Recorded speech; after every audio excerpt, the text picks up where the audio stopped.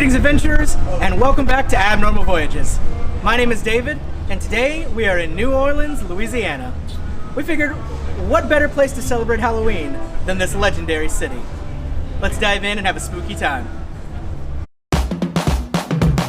We're going to a place that you've never heard of before. It's Abnormal Voyages.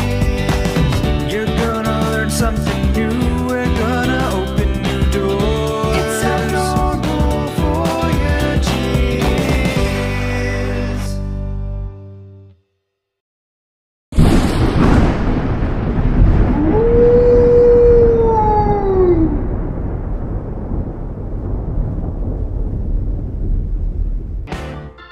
New Orleans, Louisiana, that legendary party town where the fun never ends. On Bourbon Street, there's always a celebration going on. And of course, you can get more than your fill of spirits.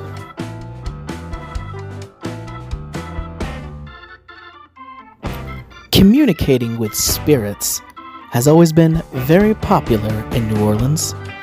One of the ways this manifests is, of course, in the strong voodoo culture that permeates the whole city.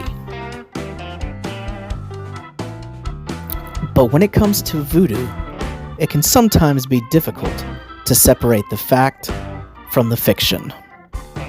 So, by the light of day, we took off in hopes of learning something new. To learn a little bit more about voodoo, we're here at the New Orleans Historic Voodoo Museum. As you can see, it's in this nice quaint little area of the French Quarter.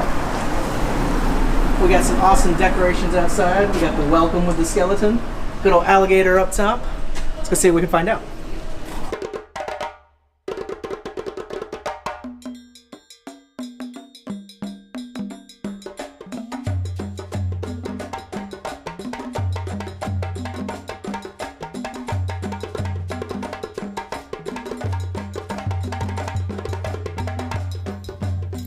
This portrait of Marie Laveau is right at the beginning of the museum, one of the famous voodoo queens of New Orleans.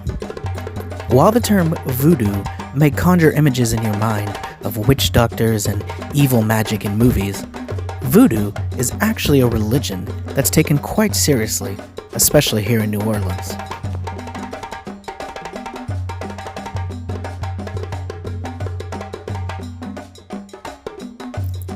The origins of voodoo can be traced back over 6,000 years ago and sprung up in Africa, later moving to many places such as Haiti.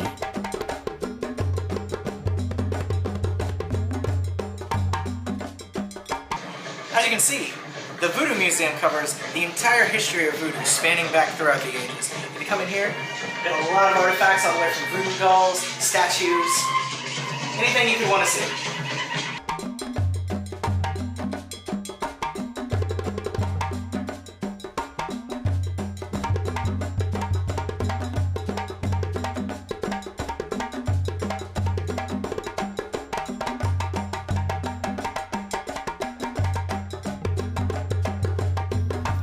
In voodoo, there is considered to be one ultimate and all-powerful god.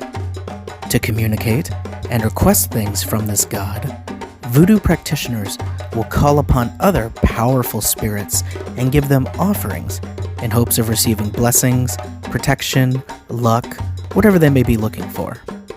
There are thousands of these spirits, and each one is usually better suited for a specific request.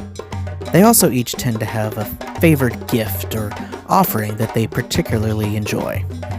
These offerings range from tasty food treats to strong alcohol and cigarettes, or one gift that seems to be particularly popular, cold hard cash. All throughout the museum, you'll notice dollar bills stuck here and there on pictures and artifacts. These are offerings and respects that travelers have left here for various spirits. Voodoo is very much a religion that has evolved and adapted throughout the centuries and geographical locations. Though originating in Africa, voodoo changed bit by bit as it was carried across the sea, as many things do. Slaves who followed voodoo were forced into Catholic baptisms in some areas, and soon followers had absorbed their Catholic beliefs in with the voodoo culture. Ultimately, voodoo became an extremely personal religion, one that doesn't really have as many hard and fast rules as it does personal connections. It's all about your inner beliefs and the way that you choose to honor and communicate with the spirits.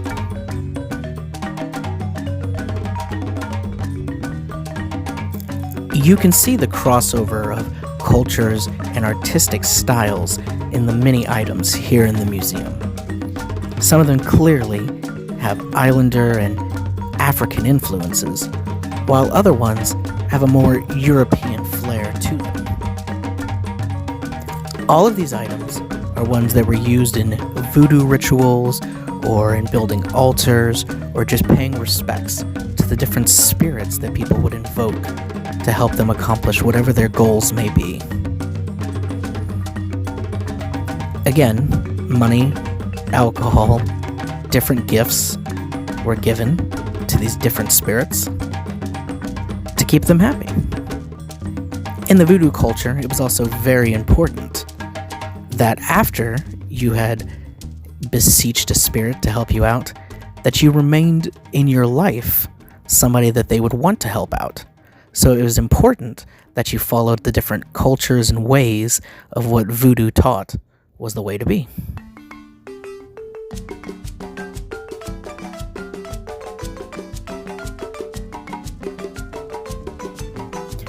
Voodoo has been stereotyped as something that is innately evil or bad, something used to cause harm to people, to do nefarious things, which is very unfortunate, as voodoo could pretty much not be further from that. A lot of the core principles of voodoo had to do with healing and prosperity and genuinely helping each other out and making the world a better place.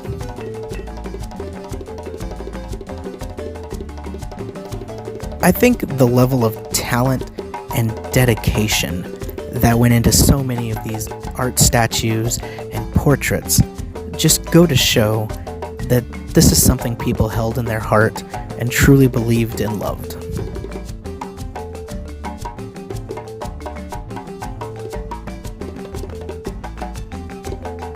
And, as in many religions, most items had symbolic meanings and could mean one of 100 different things, just depending on your intent when it was used. Something I particularly liked was a section that had a small altar set up where you could make a request of the spirits all of your own. They had this little board out that kind of gave you the instructions of what to do on the voodoo wishing stump, where you would write on a piece of paper whatever it is that you wanted to have accomplished. You would knock on this stump 9 times, and then with a small offering of money, you would be able to place it in a basket, where the voodoo spirits would decide if they were going to grant your request or not. It was certainly an interesting way to draw people in and kind of make them feel like they were part of what was going on in the museum. The New Orleans Voodoo Museum was founded in 1972 by Charles Massacott Gandolfo, who was a strong lover of voodoo. It was built with the intention of preserving and displaying the rich legacy and culture of voodoo. The museum even offers to actually help you get a voodoo reading on certain days with trained specialists. What I found fascinating was that the founder is in that little box right there. Those are the ashes of Charles Massacott Gandolfo. He loved the place so much that this is where he wanted to remain.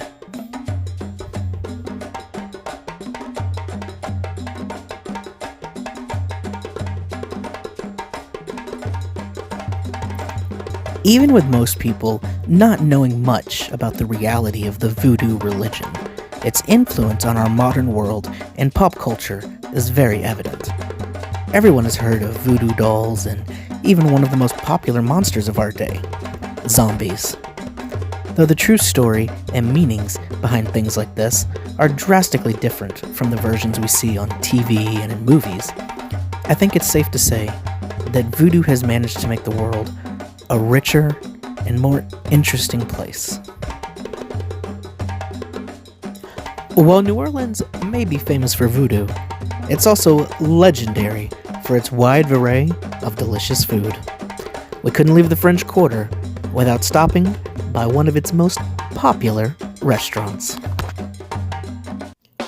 Food is at the heart of New Orleans, and this famous outdoor location has been proudly serving customers from all over the world for well over 50 years in the French Quarter. Welcome to Café du Monde, and to a brand new segment of Abnormal Voyages with our very own food expert, Blake.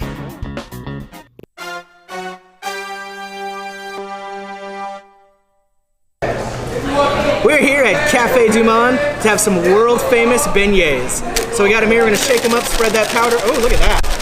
All that powder coming out. Let's go in for fresh bites here. It's good here. Cheers. Yeah, almost like a funnel cake. So what do you think? Good. Good? How do you rate this out of 5 stars? 5 stars. There you go, 5 stars, the highest here. rating. Only here. Looks like Café du Monde gets the Blake seal of approval. But after our meal, it was time to hunt a monster. The Honey Island Swamp Monster is a huge, Bigfoot-type beast that is said to live in the swampy bayous around New Orleans. Longtime voyagers with us may notice that he appears very similar to the Boggy Creek monster in Fouke, Arkansas that we've covered previously. Maybe they're related. But before we headed into the swamp, there was a piece of evidence I wanted to see. So, we loaded in the car and drove out to Abita Springs. More specifically, the Abita Mystery House. Here in Abita Springs, we have one of the pieces of evidence of the Honey Island Swamp Monster. This is an actual plaster of one of the resins of footprint that was left behind.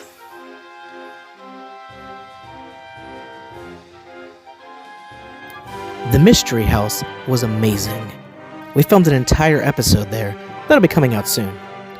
But for right now, we headed back to the swamp to find the Honey Island Swamp Monster. To continue your search, we're at Jean Lafitte Swamp Tours to take us into the heart of the swamp. Now we're at the boat. We're going to get on here and head out into the swamp.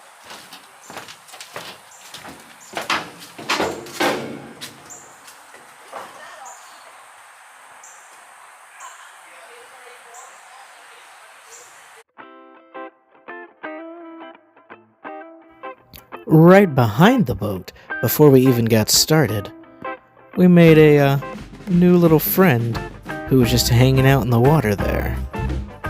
Must have been a nice lazy day for him. Soon, we were off into the muddy waters of the swamp, keeping our eyes peeled for any sign at all of the Honey Island Swamp Monster. Standing at almost 8 feet tall and estimated to weigh nearly 500 pounds, the Honey Island Swamp Monster has been said to be covered in brown grayish hair with piercing yellow eyes and, of course, covered in swamp weeds. The Swamp Monster was first reported back in 1963 by 2 hunters, Harlan Ford and Billy Mills.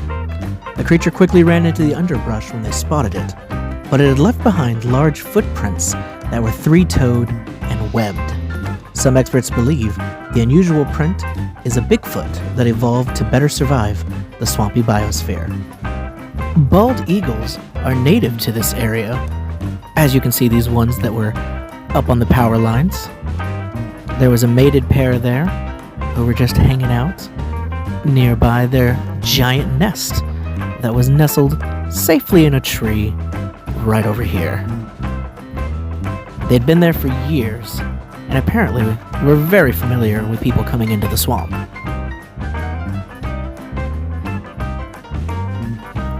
It soon became abundantly clear that there were lots of living things in the swamp. Everywhere you looked, it seemed that there was life in one way or another. These gators especially were interested in our arrival.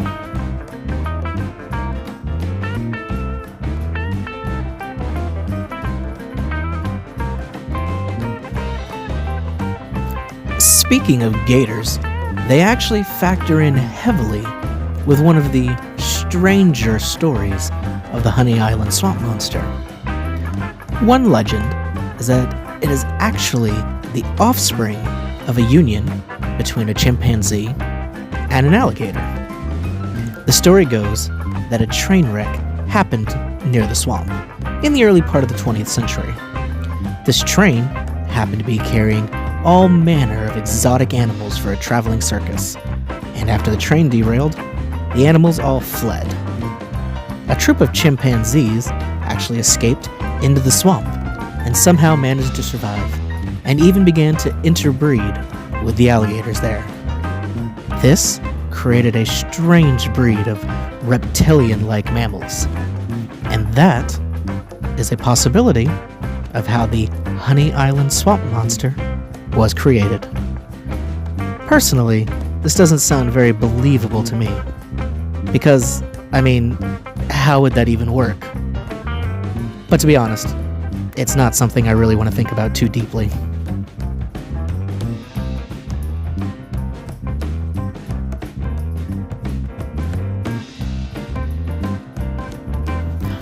One of the key traits of the Honey Island swamp monster is it reportedly has an awful smell that lingers wherever it's been. Experts are split on if this is the creature's natural aroma or if the smell is the natural marsh scents. I'm not sure if it was from a swamp creature or not, but this bayou was certainly filled with a smell I won't be forgetting anytime soon.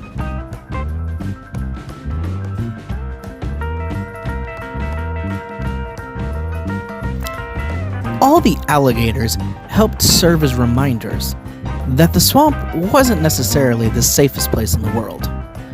Take, for example, the story of Ted Williams. Ted claimed to have seen the Honey Island swamp monster plenty of times, and actually believed there were several of them, and not just one. Mr. Williams said, "I could have killed them, but I didn't, because they didn't seem to want to harm me." A noble sentiment for sure. One day, Ted Williams took his boat out into the swamp to set some trout lines. He was never seen again. Was Ted attacked by the swamp monster he had deemed harmless? Or maybe he was dragged into the waters to become a feast for the alligators. Either way, you can't let your guard down in the swamp. You never know what might be waiting for you just around the corner.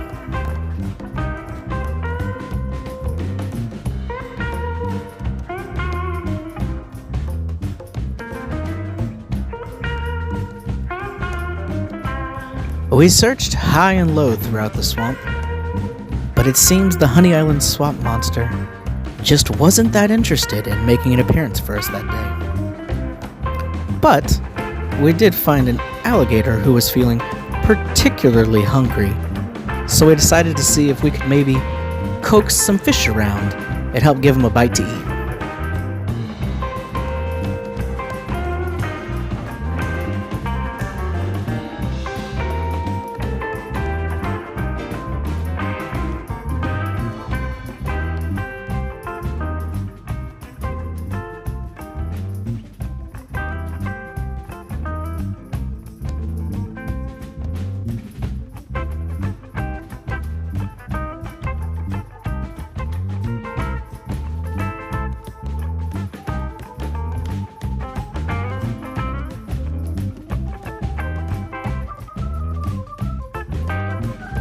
There's always a bright side, though. Even if we didn't see the honey swamp monster, we did get some one-on-one personal time with a baby monster of a different kind. We made a new little friend here. Get a good shot of him. He's so cute. This guy's gonna get really big though someday. Though we may not have found the honey swamp monster as we intended, sometimes the joy comes more in the search than in the actual finding. We'll be back for you someday, Swamp Monster. But for now, we're headed back to the city.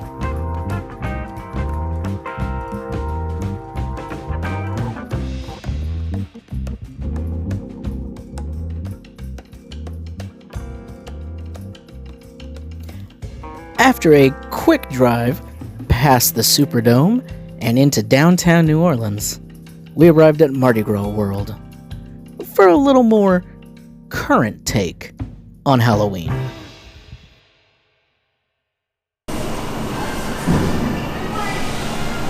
Everybody knows about Mardi Gras parades.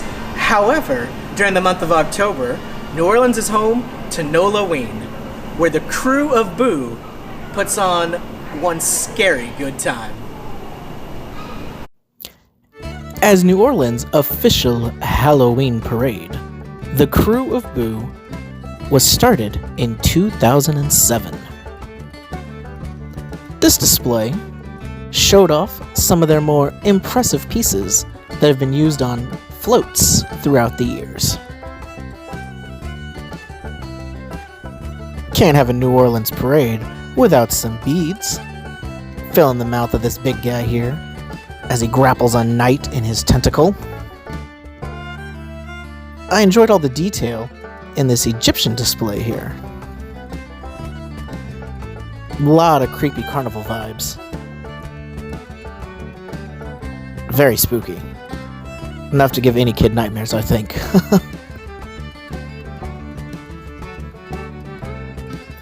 A little less spooky. We had some animal friends, all ready for Halloween. And the friendly little candy corn people who were ready to trick or treat. I wonder if it's considered cannibalism if they eat candy. That tree reminded me very much of the Wizard of Oz. But right around Halloween is also Dia de los Muertos, which is, of course, the Day of the Dead. These guys look like they came right out of the movie Coco. What's Halloween without a cow? The giant skeleton in particular was one of my favorite pieces. I bet these guys looked amazing on a float going down the street.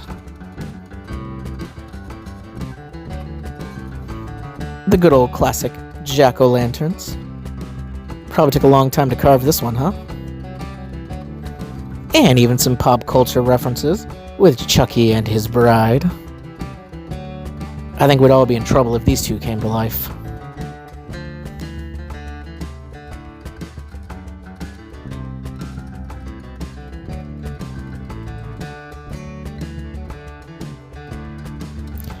A couple of ghoulish graveyard buddies popping up out of the ground.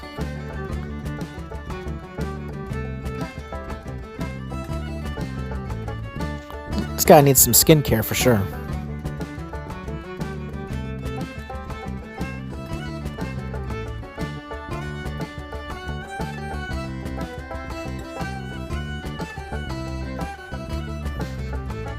Uh-oh. These vegetables aren't looking too nice. Just trying to find some corn gremlins here. But they're all kind of cute. Maybe some corn cuties.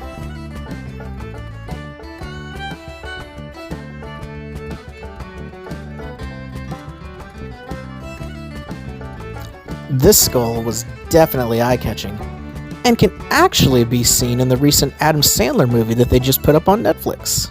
So go check it out. Of course, the classic Headless Horseman. forever chasing after old Ichabod Crane.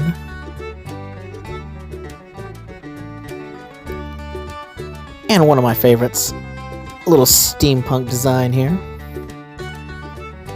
I'm not sure how that would work, like, story-wise, but I like it.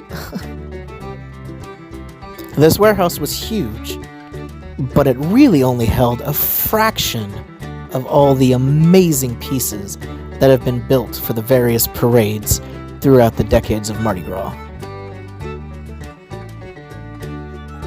Oh, look at that tongue. Ah, and of course our old friend, Jack Skellington, from The Nightmare Before Christmas. The great thing about this one, we can use it for the Halloween special and the Christmas special. Thanks for tagging along on our spooky adventures. Make sure you like and subscribe to see more. My name is David. This has been Abnormal Voyages. Have a happy Halloween.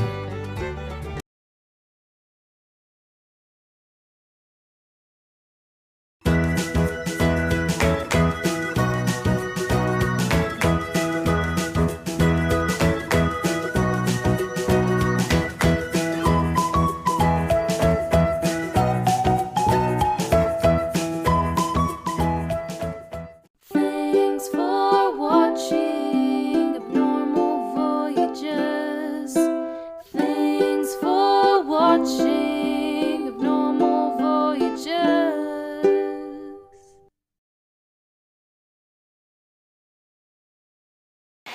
Look, dude, I'm sorry. Nobody liked the second one. We do not need a Ghost Rider 3.